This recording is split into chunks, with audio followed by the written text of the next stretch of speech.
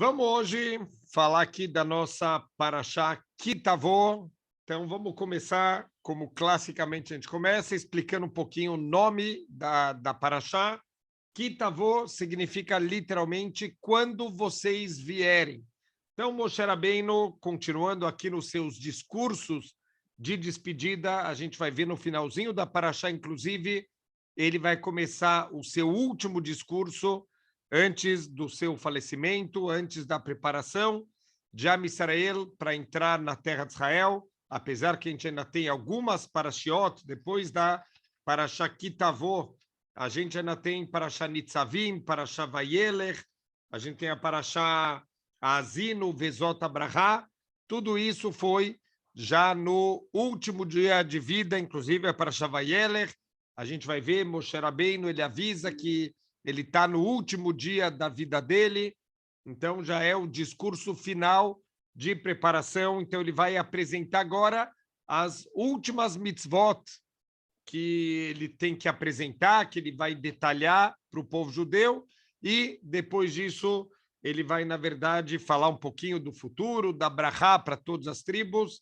mas essa vai ser já um dos últimos discursos, e no final o Moshe Rabbeinu já vai entrar no discurso fazer antes do falecimento dele. Então, a Parashá, ela começa com a mitzvah de Bikurim. O que é a mitzvah de Bikurim? Bikurim vem da linguagem Behor. Behor é o primogênito, Bikurim são as primícias, as primeiras frutas. Vamos entender um pouquinho essa mitzvah, uma mitzvah que era cumprida sempre com muita alegria, com festas. Então, assim fala, vamos ler aqui a linguagem da Torá para entender alguns detalhes importantes. Verraiá, kitavoi laaretz, asher Hashem elokecha noten lecha, nachalá. Quando você chegar na terra que Hashem ele vai dar para você de herança, vir está veiashavta, para você conseguir conquistar a terra e você conseguir se assentar aqui nessa terra. Então, o que significa isso? Que essa mitzvah de Bikurim, ela só vai começar a acontecer na prática quando o povo judeu entrar na terra de Israel, conquistar a terra e fizer a divisão da terra. Então, isso se a gente olhar no próximo livro que vem depois da Torá, primeiro livro é o livro que começa a falar da nova liderança, depois do falecimento de Moshe, o Yoshua bin Nun, ele vai assumir a liderança do povo, ele vai entrar com o povo judeu na terra de Israel e ele vai começar as guerras de conquista de Eretz Israel, que vão levar 7 anos para acontecer toda a conquista de Eretz Israel e mais 7 anos que eles vão levar para fazer a divisão da terra de Israel entre todas as tribos. Foi feito um sorteio e a terra ela vai ser então dividida. Cada tribo vai receber proporcionalmente uma parte da terra em relação ao número de famílias, o número de pessoas em cada uma das tribos. Então, assim a Parashá começa falando que essa mitzvah de Bikurim, ela só vai começar a acontecer a partir do momento da conquista da terra e a partir do momento da divisão entre as tribos de toda a terra de Israel. E aí, o que a gente vai fazer? Velakarta mereshit kol pri adamah, e você vai pegar das primeiras frutas da terra, asher tavim me'artzecha, asher Hashem elokecha noten lach. Então, vai ser uma forma da gente agradecer, da gente reconhecer a grande bondade que Hashem fez de estar dando para a gente a terra de Israel. Então, os nossos sábios, eles aprendem aqui dos versículos iniciais da nossa Parashá alguns detalhes aqui dessa mitzvah de Bikurim. Então, primeiro detalhe importante é que essa mitzvah só se aplica para os 7 frutos que representam aqui a terra de Israel. A terra de Israel é louvada através das 7 espécies da terra de Israel. Para a gente lembrar um jeito mais fácil, a própria palavra fruta já ajuda a gente a lembrar quais são as espécies. Tem o trigo, tem a cevada e a palavra fruta também já vai ajudando a gente. Cada uma das letras, o F, o figo, R, a romã, U, a uva, o T, a tâmara, e o a azeitona. São as 5 espécies, mais 2, o trigo e a cevada. Essas vão ser as 7 espécies. Quando a pessoa ela vai começar a trabalhar o campo dela, ela vai plantar e vai chegar, depois de um tempo, ele vai cuidar, ter todo o cuidado da irrigação e de tirar ervas daninhas, de cuidar para que não venham animais, que não venham pragas. Depois de todo esse esforço, como esse esforço ele é coroado, como ele é recompensado, quando as frutas elas começam a aparecer. Então, a gente sabe, primeiro vai ter nas árvores, começa a vir primeiro as flores, e só depois começam a se formar os frutos. Então, quando começa já a formar o fruto, os primeiros frutos que vão se formando, vai amarrar aqui uma fita para mostrar que essas são as primeiras frutas que estão nascendo no campo. A verdade é que não existe. Essa é uma das mitzvot, que inclusive tem uma Mishnah, a gente costuma falar todos os dias na Tfilá, que tem algumas mitzvot, she'en bahem shiur, que não foi definido na Torá qual é a quantidade mínima para a gente poder cumprir. Quer dizer, não tem uma quantidade fixa para a gente cumprir a mitzvah. E uma dessas mitzvot é justamente a mitzvah de Bikurim, she'en lahem shiur.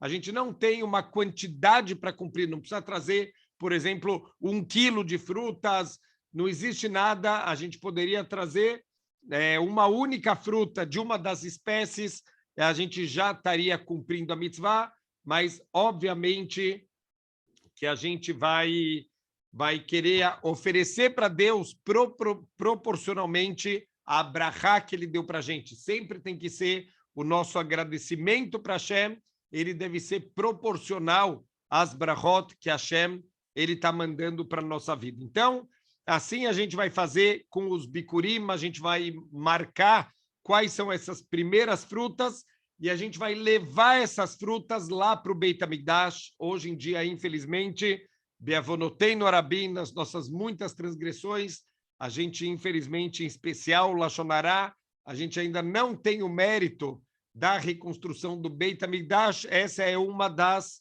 mitzvot que a gente já não pode mais cumprir hoje em dia pela ausência do nosso Beit HaMikdash. Então, as frutas elas vão ser recolhidas, elas vão ser colocadas numa cesta e elas vão ser levadas pelo dono do campo lá para o Beit HaMikdash, para o nosso templo sagrado. Ele vai ser oferecido para Deus através do Cohen. Então, o Cohen vai receber essa cesta de frutas que a pessoa ela está levando. Eles vão juntos levantar, fazer alguns movimentos de balançar como se estivesse oferecendo isso para Hashem. Essa cesta vai ser apoiada no altar de sacrifícios e depois essas frutas vão ser um presente para os Koanim. Então, os Bikurim são um dos 24 matanot keunah, um dos 24 presentes que ficavam para que os Koanim tivessem a sua sobrevivência, o seu sustento, já que eles se dedicam só para a parte espiritual do povo judeu, eles não se dedicam para plantar, para colher, para fazer comércio, para nenhuma outra atividade, fora a atividade espiritual para o povo judeu. Então, existe como se fosse uma parceria do povo judeu com os Koanim e os Leviim. O Cohen e o Levi fazem a parte espiritual, enquanto o resto do povo vai cuidar da parte material deles. Eles cuidam da nossa parte espiritual e a gente cuida da parte material do Cohen e do Levi. Uma primeira pergunta, depois a gente vai ver alguns detalhes muito bonitos aqui dessa mitzvah. A pergunta é, por que a gente oferece para Deus, por mais que no final das contas fica com o Cohen, mas o Cohen ele recebe como um representante de Hashem, é como se fosse aqui um corban de frutas, um sacrifício de frutas que a gente está levando para Deus como agradecimento, como reconhecimento. Mas aqui a grande pergunta que tem, por que precisa ser os bikurim, as primícias, as primeiras frutas, e não as mais bonitas? Talvez a gente deveria dar uma volta no campo, olhar as frutas mais bonitas, e essas a gente deveria oferecer para Hashem. Então, o ponto é, como a gente explicou no começo aqui da aula, quando alguém está plantando, ele está colocando todo o esforço, ele está colocando toda a energia lá na terra dele, ele já arou o campo, ele já semeou, ele já irrigou o campo, ele está lá tirando todos os bichos, e tem pássaros que vêm tentar comer, e tem pragas agrícolas, tem aquelas ondas que trazem gafanhotos. Então, ele está lá lutando contra todas as intempéries e geada e todas as dificuldades. Não tem alegria maior para o agricultor quando ele vê que todo o esforço dele agora começou a dar frutos. Então, ele tem uma alegria muito, muito especial quando ele vai colher esses primeiros frutos, até mais do que se fossem frutos bonitos. É justamente o primeiro fruto de todo o esforço que o dono ele fez aqui. Isso ele vai canalizar para Deus, ele vai dar para Deus o primeiro fruto. Então, isso é um agradecimento e, acima de tudo, isso é um reconhecimento, porque na área agrícola é muito fácil a pessoa cair naquela famosa idolatria de corri ve'otzem miadi, a minha força, o poder das minhas mãos que me trouxeram essa fortuna. Isso é uma forma de idolatria também, chamado egolatria, quer dizer, a idolatria de si mesmo. O que é idolatria? A gente atribuir forças a alguma coisa que não é Hashem. Então, a pessoa que acha que todo o sucesso que ela tem na vida é por causa do esforço dela, por causa da sabedoria dela, e não que veio de Hashem, essa pessoa, ela, de certa maneira, está fazendo uma idolatria. Então, aqui, quem trabalha no campo é muito comum, porque você semeou, você molhou lá, você foi irrigar, você foi fazer todo o trabalho. É muito fácil a gente sentir que realmente eu sou o responsável por todo o meu sucesso. O que a gente faz para quebrar esse Yetzer Hara, essa má inclinação? As primícias, as primeiras frutas, o que começou a nascer do campo, imediatamente eu já levo para oferecer para Hashem como um agradecimento e um reconhecimento. Então, não era simplesmente a gente entregar essas frutas lá no Beit HaMikdash. Primeiro que eles iam, sei que talvez hoje em dia essa palavra não é uma palavra associada muito com conceitos judaicos, mas eles iam literalmente numa procissão, eles vão todos juntos pelos caminhos de todas as cidades de Eretz Israel, eles vão se encontrando no caminho, eles enfeitavam os animais, eles vão cantando, vão dançando no caminho. Era uma grande alegria, todo mundo levando os seus bikurim para o Beit HaMikdash. Então, não simplesmente fazer a mitzvah de qualquer jeito, tipo, Deus, pega aí, pega minhas frutas e cabonão, com alegria, com coração, que eu estou agradecendo, eu estou realmente reconhecendo que Deus ele é o responsável por todo o sucesso. Essas são aqui as minhas primícias, as primeiras frutas que nasceram na terra que você me deu. E, fora entregar essas frutas, uma das partes mais importantes é justamente uma declaração que deve ser feita não para o Cohen, e sim diante do Cohen, uma declaração de agradecimento. Se a gente vai começar a ler, e eu quero pegar alguns trechos aqui e explicar, a gente vai falar, peraí, Rabino, já escutei essas palavras em algum lugar, peraí, aonde a gente já escutou isso? Primeiro que a gente escutou todo ano, quando a gente fala aqui da nossa Parashá Kitavô, a gente escuta novamente essas palavras, mas não é só aqui da Parashá que a gente escutou essas palavras. Essas palavras aparecem na nossa Agadá de Pessah, a parte central e, sem dúvida nenhuma, a parte mais importante do Seder de Pessah é a parte do Magid, a quinta parte, o quinto passo na nossa noite do Seder de Pessah é o Magid. O que a gente faz no Magid? A gente começa a recontar tudo o que aconteceu, toda a história que aconteceu com o povo judeu, desde Jacob Avinu, toda a escravização do povo judeu e, futuramente, a libertação do povo judeu e a nossa vinda para a terra de Israel. Então, tudo isso a gente vai lembrar na noite do Seder de Pessah para agradecer e reconhecer a Hashem pela salvação, por a gente ter sido salvo da escravidão egípcia. Mas o texto que a gente fala na Agadá justamente é o mesmo texto que era lido aqui nessa declaração de agradecimento pelos Bikurim. Então, olha só, vamos ler aqui e vamos explicando alguns conceitos importantes. O Bata ela Cohen Asherie Bayamim Ahem. Então, você vai chegar até o Cohen, que vai estar lá naqueles dias. Ve'amarte ilav, igati ayom lashem Eloikecha, ki bati el haaretz asher nishba, Hashem lavoteinu latetlano. Olha, eu estou vindo aqui para agradecer a Hashem por ele ter dado a terra para a gente, a terra que ele já tinha prometido, já tinha jurado para os nossos antepassados.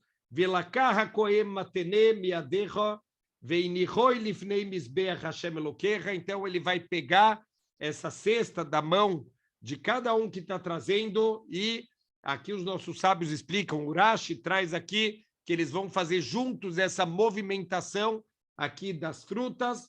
Veanita veamarta livnei Hashem Elokecha. E aí você vai dizer perante Hashem, quer dizer, você está na frente do Cohen, mas a tua intenção é que essas palavras são direcionadas para o Criador do mundo. Olha só, e a partir daqui a gente vai ver que é o texto da nossa Agadá de Pessach. Arami ove Davi, um arameu quis destruir o meu antepassado.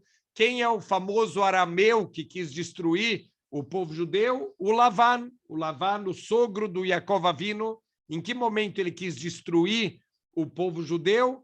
Ele perseguiu quando o Yaakov Avinu, ele já tinha falado que ele queria ir embora, e o Lavan começou a insistir, não fica mais aqui. Ele ficou mais 6 anos, e ele conseguiu juntar uma grande fortuna. Então a Torá conta para a gente que o Lavan já não estava mais contente. Enquanto o Lavan estava sendo malandro, fez o Yaakov trabalhar 7 anos pela Rachel, aí no dia do casamento trocou e colocou a Leá no lugar dela, e mais 7 anos depois para casar realmente com a Rachel. Então ele estava feliz da vida, o Lavan, agora que ele está sendo um malandro, está ganhando, mas agora as coisas começaram a mudar.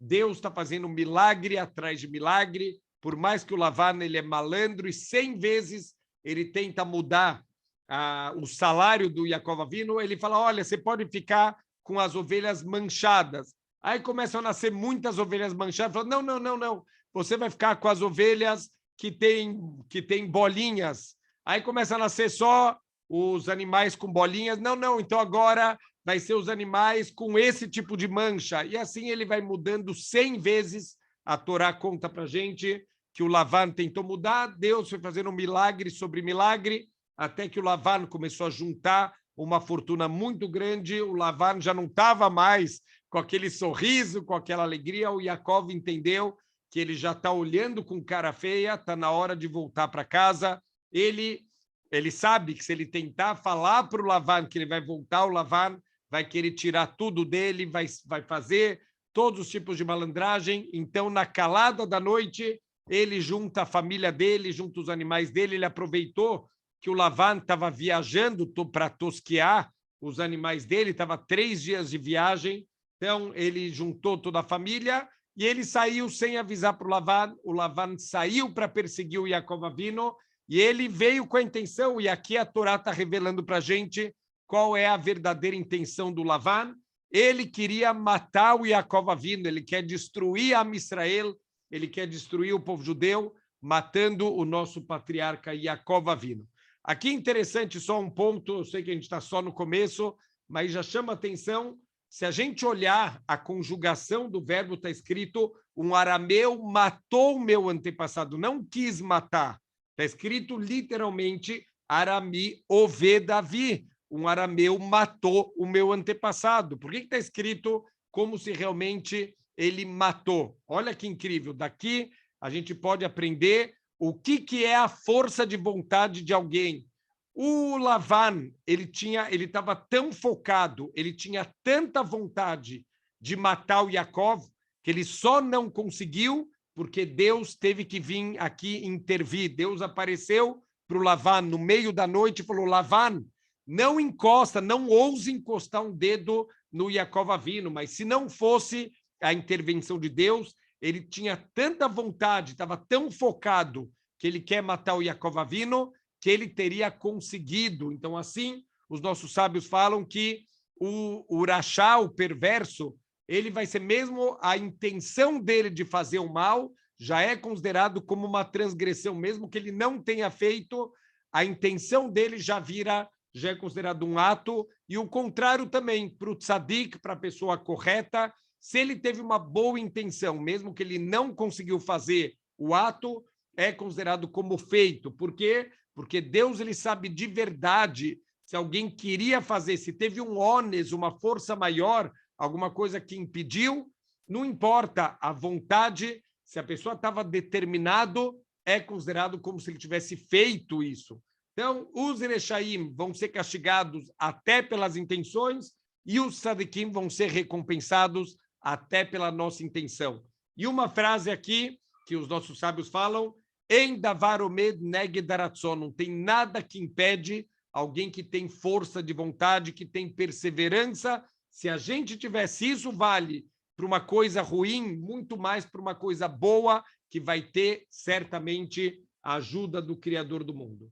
Vayered Mitzrayma, e depois disso que o Yaakov, Deus já teve uma intervenção aqui e salvou a vida do Yaakov Avinu, depois ele vai descer para o Egito, a gente conhece toda a história, não é um momento aqui para a gente se alongar muito mais, a gente conhece a história do Yosef Atzadik, que foi vendido para o Egito, depois de 22 anos que o Yaakov ficou sem o seu filho Yosef, eles vão se reencontrar quando teve uma grande fome, e eles vão morar no Egito, porque não tinha comida na terra de Israel, e eles vão lá para Mitzrayim, Vayagor Sham Bimtei Meat, e eles foram morar lá.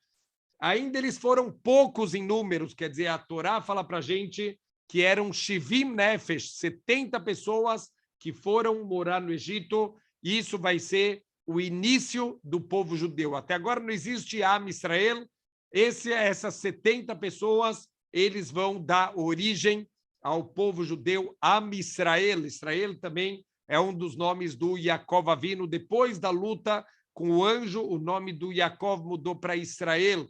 Então, Am Israel vai ser moldado justamente lá no Egito. O Yaakov ainda viveu 17 anos no Egito. Ele chegou no Egito com a idade de 130 anos e viveu até os 147 lá no Egito. Vaihisham legoi gadol, e lá o povo judeu se transformou num grande povo, quer dizer, eles chegaram lá em 70 pessoas e saíram mais de 3 milhões de pessoas, fora todos que morreram lá dentro na praga da escravidão. Também não vamos se alongar muito nisso, mas a gente sabe que tem opiniões, inclusive, que 80% do povo morreu durante a praga da escravidão, da escuridão.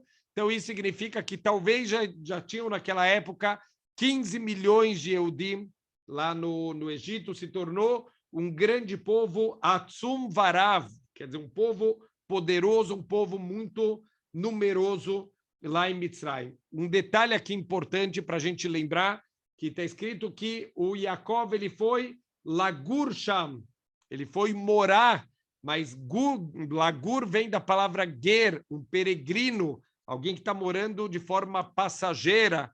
Assim a gente tem que olhar sempre, lembrar que a nossa casa verdadeira é Eretz Israel, mesmo que hoje em dia a gente foi espalhado por causa da destruição do Beit HaMikdash. Deus quis espalhar no mundo inteiro a Am Israel, para que a gente possa ser uma luz para todas as nações do mundo, para que a gente possa ensinar a Torá, possa ensinar o Derech Eretz, os bons modos, possa ensinar toda a espiritualidade, mas a gente tem que lembrar que Bezrat Hashem a gente nunca pode esquecer da nossa casa verdadeira.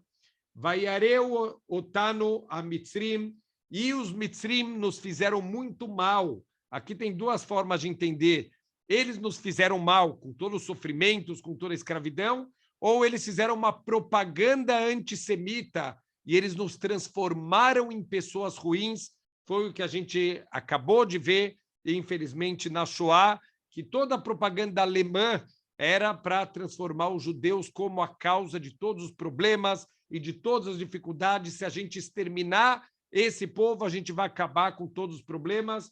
Então, isso acaba, infelizmente, de novo, voltando de tempos em tempos, como toda a mídia do mundo árabe acaba também, muitas vezes, fazendo isso, de demonizando o povo judeu como a causa de todos os problemas, e dessa maneira a gente acaba sendo perseguido e várias tentativas de extermínio, justamente porque rotulam como se o povo judeu fosse a causa dos problemas do mundo, apesar do povo judeu ser menos de 0,5% da população mundial, mas essa propaganda, infelizmente, acaba tendo um efeito muito negativo. Vaianuno, e eles nos causaram muito sofrimento, inui são sofrimentos pesados, vaitnu além no avodá kashá, e eles nos deram um trabalho muito pesado. Então, a gente sabe que davam trabalho de homem para as mulheres, de mulheres para homens, quer dizer, trabalhos pesados para as mulheres, que para elas era muito desconfortável, para os homens, trabalhos de artesanato, de coisas que precisava da delicadeza das mulheres também, para causar sofrimento para os homens. Então, assim, tudo que eles podiam, a gente sabe que as 10 pragas, elas foram midá keneged midá, elas foram medida por medida de toda a crueldade. O que eles faziam? Por exemplo, uma das 10 pragas é o arovo, os animais ferozes. Por que isso era midá keneged midá? Era medida por medida, porque os egípcios eles faziam os judeus saírem nas florestas para caçar animais exóticos, mas era uma diversão para os egípcios, porque eles não davam para os judeus nenhuma arma para caçar os animais. Então, obviamente, que a grande maioria dos judeus que participava disso, eles eram devorados por leões, por tigres, por animais ferozes, já que eles não têm como se defender desses animais lá da floresta. Então, Deus falou, vocês se divertiram muito com isso, então a gente vai mandar o leão, o tigre na sua casa, para você ver o terror que é você estar diante de um animal feroz sem ter nenhuma arma para se defender. E nós gritamos, não só tefilá, olha só aqui, o Hafetz Haim, ele chama atenção nessa linguagem aqui da Torá, vanitzá, que a gente gritou. Então, quer dizer, aqui é um grito, e um grito para Hashem.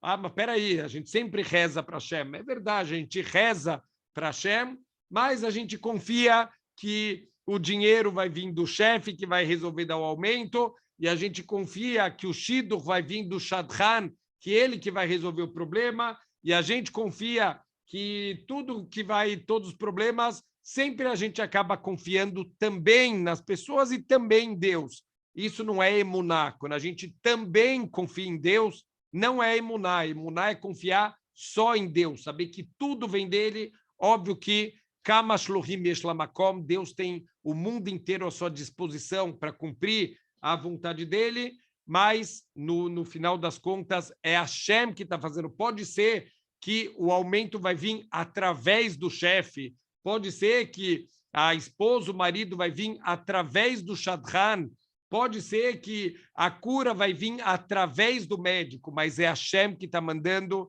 é Hashem que está curando, Hashem que está mandando o nosso sustento. Quando a gente grita para Hashem, sabendo que é só Ele que pode salvar, então aqui os nossos sábios falam que quando aconteceu esse grito aqui, que eles gritaram, Vaishma Hashem et kolenu, e Deus escutou. Peraí, como Deus escutou? Deus sempre escuta. Por que tem que falar que Deus escutou? Porque até agora o povo judeu estava achando que, olha, o motivo de todos os sofrimentos que a gente tem na vida é porque esse faraó aqui, ele é muito malvado, ele é muito cruel, mas Bezrat Hashem, esse faraó vai morrer e aí vão acabar todos os problemas. Quer dizer, eles estão atribuindo que o problema todo é o faraó, eles não estão entendendo que tem Deus por trás. Então, até agora, entre aspas, Deus não está escutando eles, Deus está ignorando o povo judeu, já que eles estão colocando que tudo que vai acontecer depende da morte do faraó. O que aconteceu? Chegou o momento que aquele faraó morreu e veio um faraó ainda pior, ainda mais cruel, com decretos ainda mais duros contra o povo judeu. Opa, agora caiu a ficha. Agora eles entenderam que tudo depende de Hashem. E aí eles gritaram só para Hashem, aí Hashem escutou. Quer dizer, enquanto a gente confia que outras forças vão resolver o nosso problema, Hashem fala, tá bom, já que você confia em outras forças, eu não preciso fazer nada. Mas agora que a gente colocou toda a nossa emuná, todo o nosso grito aqui foi para Hashem, então Hashem, ele vai ajudar o povo judeu, vaiar etonieno, e Deus viu o nosso sofrimento, vetamaleino e todo o nosso esforço, vetlachatzeino e toda a pressão, toda a maldade que os mitzrim estavam fazendo com a gente, vaiotzienu Hashem mitzrayim, Deus tirou a gente lá de Mitzrayim, beyad hazaká, o bizroa netuyá, com mão forte e com braço estendido, quer dizer, braço estendido, óbvio que Deus não tem mão, não tem braço, mas para mostrar mão forte, braço estendido, como ele golpeou com mão muito pesada os mitzrim, como a gente falou, midá keneged midá, medida por toda a maldade que eles tinham feito com a gente. O bemorá gadol, e com grande temor, o beotot, com sinais, o bemoftim, e com maravilhas, com milagres. Então, aqui na Agadá, tudo isso, a Agadá vai explicando para a gente que são as 10 pragas, cada uma das linguagens se refere a 2 pragas, são 5 linguagens aqui, totalizando as 10 pragas. Vai avieino elamakomazé, e Deus nos trouxe para esse lugar, para essa terra, vai ter lá no Etaretz Azot, Eretz Avat Halav Udvash, ele deu para a gente essa terra. Podia ser uma terra horrível, só de ter tirado a gente lá de Mitzrayim, Daieino já estaria ótimo, já estaria suficiente, mas mais do que isso, ele fez milagres para a gente. 40 anos ele alimentou a gente com man, ele fez o manancial de água acompanhar o povo judeu, tinham nuvens, ananeia, kavod, que protegem o povo judeu de todos os perigos do deserto, e, para completar a cereja do bolo, ele nos trouxe para uma terra, Eretz Avat Halav Udvash, uma terra sagrada, uma terra onde flui o leite e o mel. Para quem conhece as frutas da terra de Israel, não existe frutas tão doces. A gente sabe que, apesar de Israel ficar numa região de deserto, mas toda vez que o povo judeu está dentro da terra de Israel, acontece um milagre e a terra começa a florescer. Mark Twain, mais ou menos no ano de 1900, ele viajou para Israel, ele escreveu uma carta falando sobre essa viagem. Ele fala que ele andava horas e horas na terra de Israel e nem cactos crescia, não tinha nada. E hoje em dia a terra de Israel é uma das maiores produtoras agrícolas do mundo. Israel é exportador de produtos agrícolas. Quando o povo judeu está na terra de Israel, a terra começa a brotar, começa a produzir. Quando a gente sai da terra de Israel, a terra ela fica desolada. Então, uma terra, entre aspas, mágica, uma terra sagrada, a terra onde flui o leite das cabras e o mel. Aqui se refere ao mel das tâmaras, que as frutas são tão doces e os animais são tão férteis, têm tanto alimento que jorra o leite das cabras, mesmo sem você precisar apertar para sair, já jorra o leite das cabras, e as frutas também pinga, de tão doce já pinga o mel das tâmaras.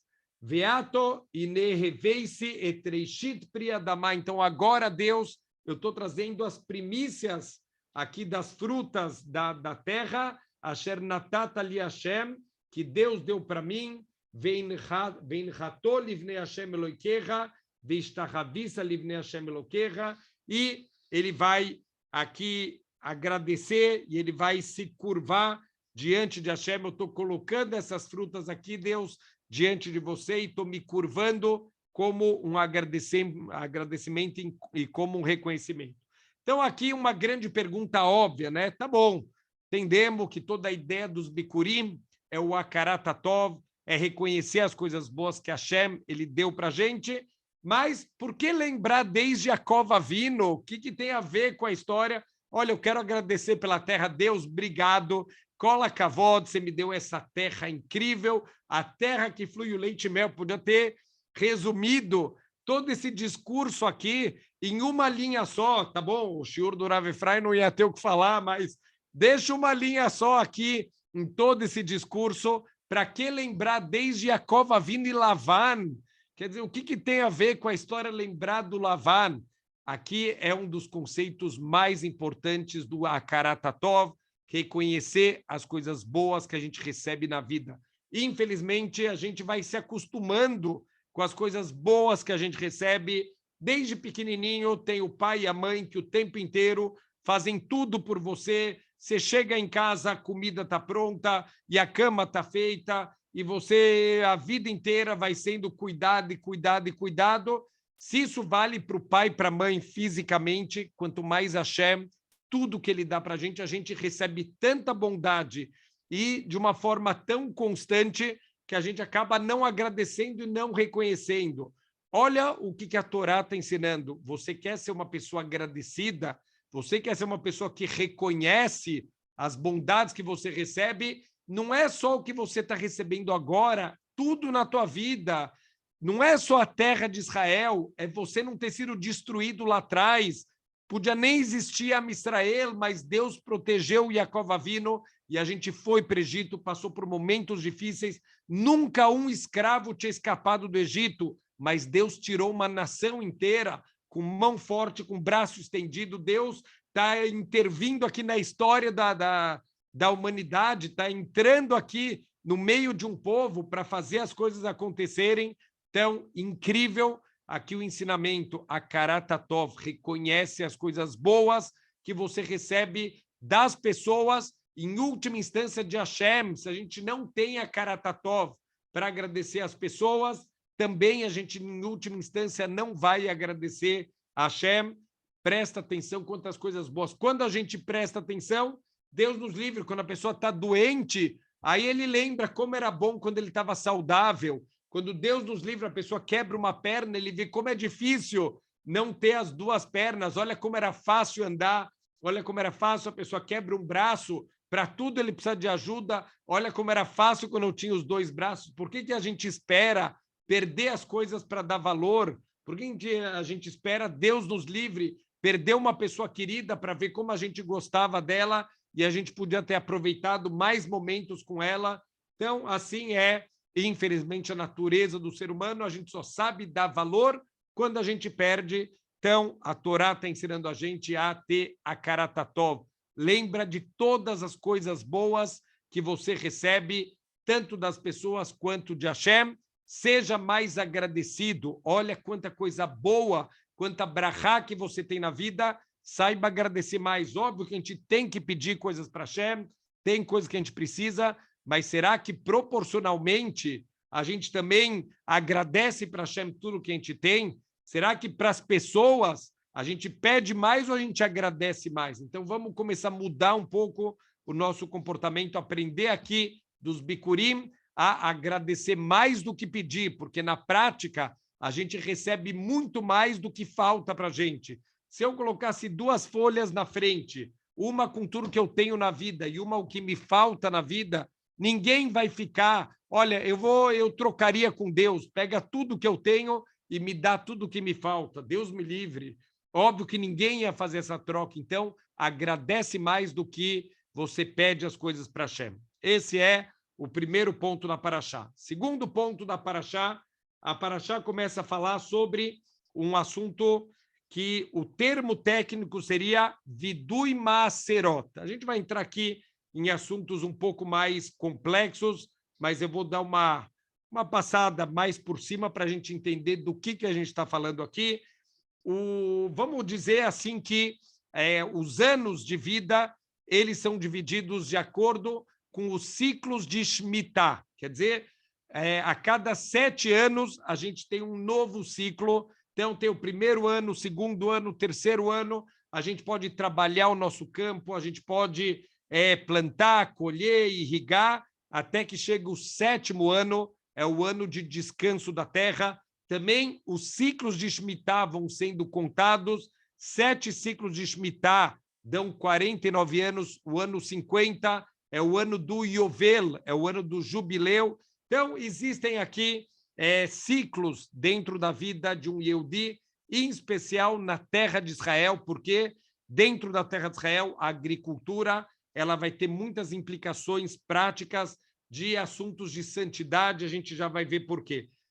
Então, todo mundo que faz plantações na terra de Israel, ele tem que fazer uma separação de partes da produção, como a gente falou aqui no comecinho da aula, sobre os presentes para os Kohanim. Bikurim é um dos presentes que a gente vai dar para os Kohanim, um dos 24 presentes que é dado para os Kohanim, e a gente vai ter alguns outros presentes. Um desses presentes é a separação de partes da produção de tudo que a gente colheu do campo. Então, por exemplo, quando a gente terminou a colheita do trigo, a gente vai fazer a primeira coisa que eu vou separar, é chamado de trumá.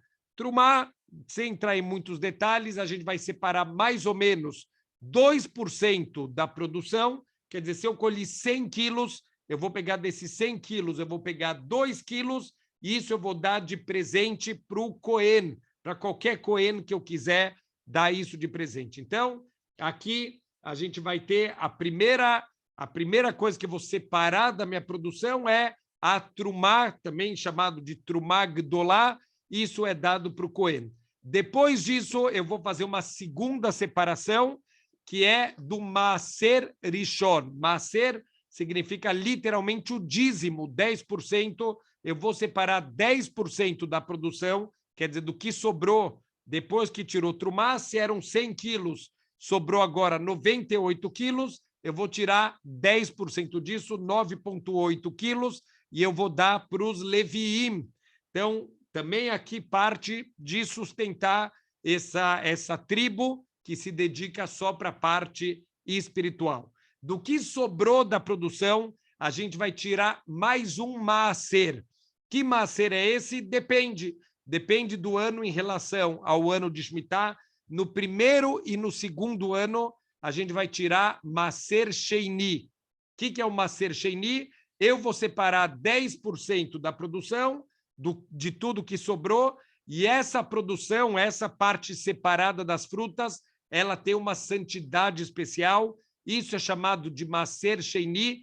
Quem come essas frutas? O próprio dono do campo, mas ele tem que comer isso lá em Jerusalém. Ele tem que levar as frutas para Jerusalém e comer dentro de Jerusalém, porque são frutas com uma santidade especial que precisam ser consumidas dentro de um lugar com uma santidade especial, que é a cidade de Jerusalém. Se a pessoa tem uma produção muito grande, ele pode transferir a santidade das frutas para algumas notas de dinheiro e ele vai gastar esse dinheiro em comida dentro de Jerusalém. Então, quer dizer, isso tem que ser consumido dentro de Jerusalém. Isso vai acontecer no primeiro e no segundo ano.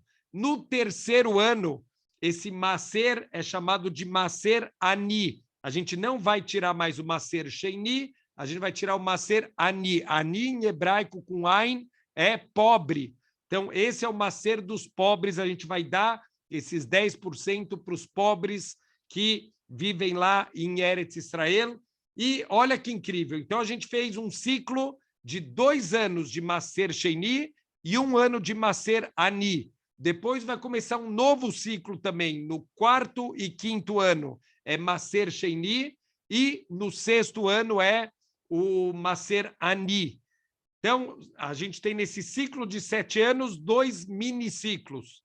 Primeiro, segundo e terceiro ano, 4º, 5º e 6º ano, e no 7º ano é o ano de Shemitah. Nesse ano a gente está isento de tirar qualquer maaser, trumá, não precisa tirar nada da produção, já que a gente não pode ter nenhum proveito econômico das frutas e não pode trabalhar o campo, não pode semear, não pode arar, então também a gente está isento no ano de Shemitah de separar trumá e maaser de todas as frutas da terra de Israel.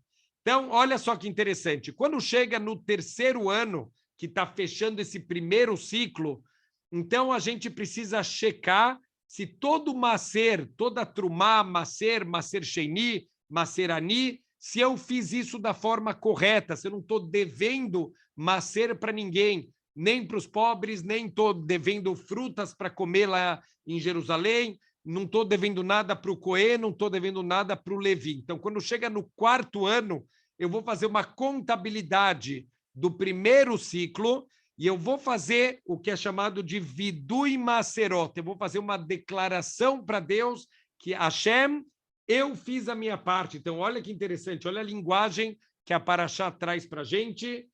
Ashkifa mimeon kochecha mina shamayim. Deus, olhe aí das alturas dos céus, o varechetamcha et Israel, vetadamai, mande brachá para o povo judeu e para a sua terra. Urashi explica o que quer dizer isso que a gente está falando para Deus. Olha daí de cima e manda a sua brachá. Olha a linguagem do Urashi, que interessante.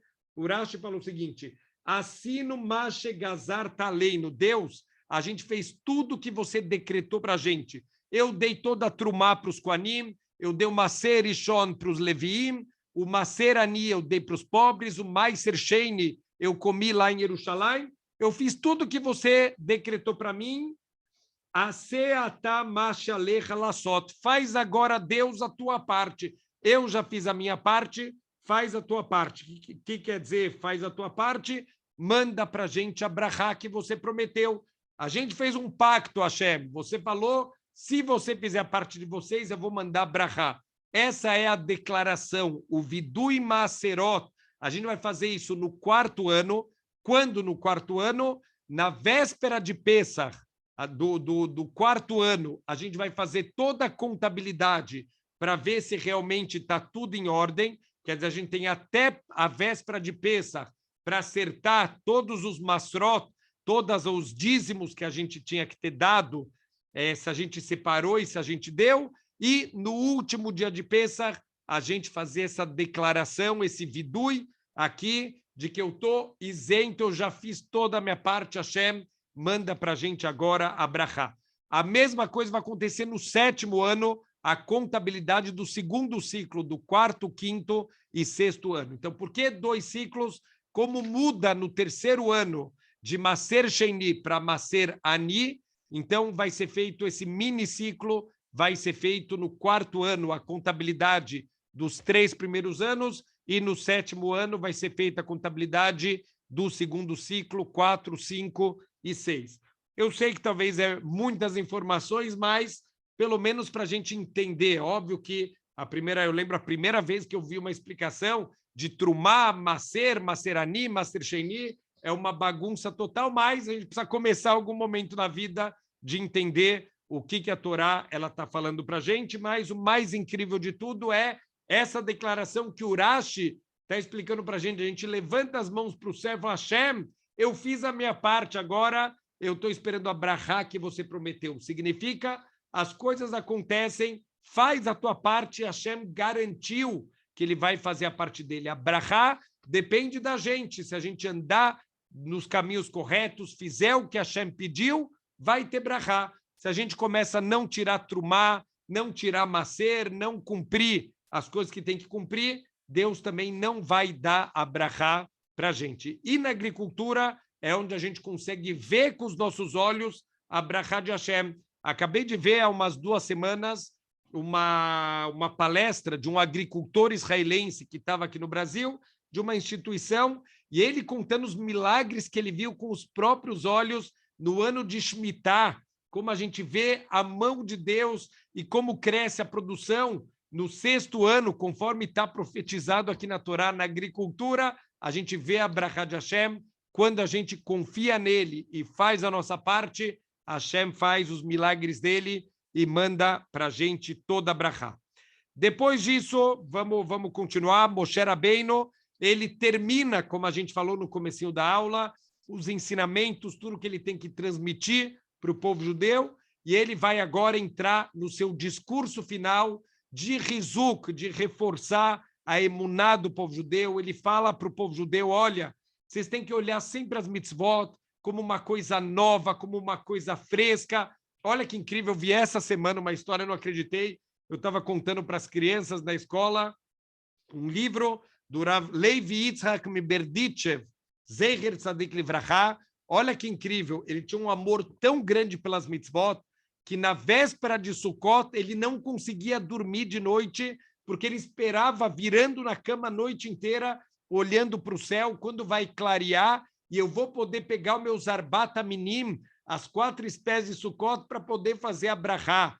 Então, ele acordou de manhã, um ano, na véspera de Sukkot, e na manhã, perdão, de Sukkot, primeiro dia de Sukkot, ele levanta correndo da cama para cumprir a mitzvah, ele deixava o etrog dele guardado no armário, e ele não percebeu que o armário tinha uma porta de vidro. Ele estava tão focado, ele fazia as mitzvot com tanto amor, que ele colocou a mão, ele quebrou o vidro, e ele não percebeu que ele quebrou um vidro, ele cortou toda a mão dele, e ele não percebeu que a mão dele estava sangrando, ele pegou o etrog, ele pegou os outros meninos na outra mão, ele segurou, ele fez a brachá, ele balançou os arbataminim, e só depois que ele guardou os arbataminim, ele começou a sentir a dor na mão dele. A hora que ele olhou a mão dele toda ensanguentada e o vidro do armário quebrado, ele não tinha percebido. Então, Moshe está falando assim tem que ser as mitzvot, a gente não fazer, a gente falou bastante na aula de segunda-feira do livro Mesilat Yesharim, de não deixar a vida, faz as coisas com vontade, faz as coisas com alegria, não deixa... cumpre as mitzvot de qualquer jeito, sem prestar atenção. A gente tem que, Bezrat Hashem, viver a vida de uma maneira que a gente está prestando atenção, a gente está dando valor para cada mitzvah de Hashem, cumprir as coisas com vigor, com energia e, principalmente, com alegria. Por quê? Porque qual é um dos pontos centrais? A gente não tem já mais muito tempo, mas não dá para sair da Parashá Ki Tavo sem falar da parte mais longa da Parashá. Novamente, a gente já viu isso acontecer na Parashá Bechukotai. Parashá Bechukotai já falou das brachot e klalot, as bênçãos e as maldições. Deus já avisou para a gente. Se vocês andarem nos caminhos lá, tinha sido falado, Im Bechukotai telecho. Se você andar nas minhas mitzvot, eu vou dar brachá para vocês. Vai ter chuva, vai ter colheita, vai ter fartura, vai ter tudo de bom.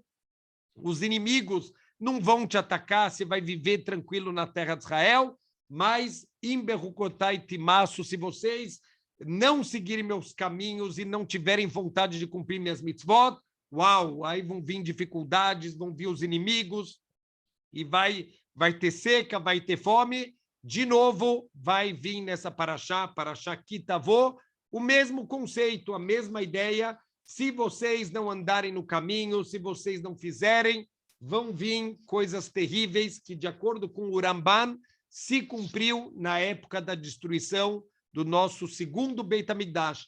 A Parashá Bechukotai, aconteceram as tragédias na época da destruição do primeiro Beit HaMikdash, e a nossa Parashá Ki Tavo, todas essas desgraças aconteceram na época da destruição do segundo Beit HaMikdash. Mas no meio das klalot, e esse é um dos pontos mais importantes para a gente lembrar aqui, está escrito que todas essas klalot, elas estão vindo porque vocês não serviram a Hashem com alegria e com coração pleno, merov kol, quando tudo estava bom, quando tudo estava com fartura, vocês não serviram a Hashem com alegria. Isso é considerado um tapa na cara de Deus. Eu mando para vocês as brachot, o que vocês fazem? Como a própria Torá fala para a gente, Yeshurun engordou e deu um coice. Quem é Yeshurun? Am Israel. Deus manda para a gente brachot, ao invés da gente se conectar, usar as brachot, usar a fartura para servir a Hashem. O que a gente faz? A gente vira as costas para Hashem. Em vez de usar toda a fartura para a gente se conectar espiritualmente, a gente usa a fartura para afundar no mundo material e se desconectar de Hashem. Isso é um desaforo com Hashem. Então, Hashem fala, é para isso que vocês estão usando a brachá, eu vou tirar a brachá de vocês, é para isso toda a segurança, toda a tranquilidade, todas as coisas boas que eu estou dando para vocês, e vocês são mal agradecidos. Então, isso conecta com o começo da Parashá dos Bikurim. Seja agradecido a Hashem. Se Hashem está te dando brachá, a nossa avodá, o nosso serviço, a nossa conexão com Hashem deve ser proporcional às brachot que a gente tem na vida. Baruch Hashem, a saúde que ele dá, e a família, e o trabalho, e o sustento, e tudo que Hashem dá de bom. Será que a gente serve a Hashem proporcional às brachot que a gente tem na vida? Essa é a cobrança da nossa Parashá.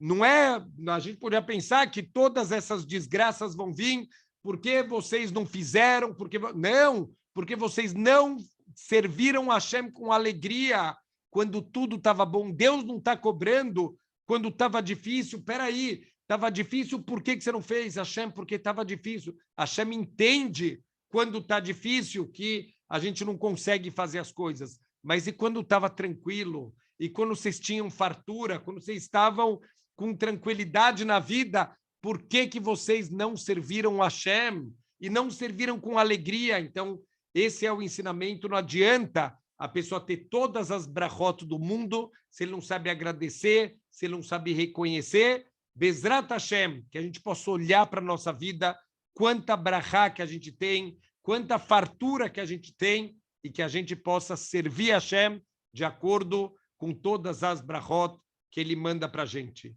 Shabbat Shalom.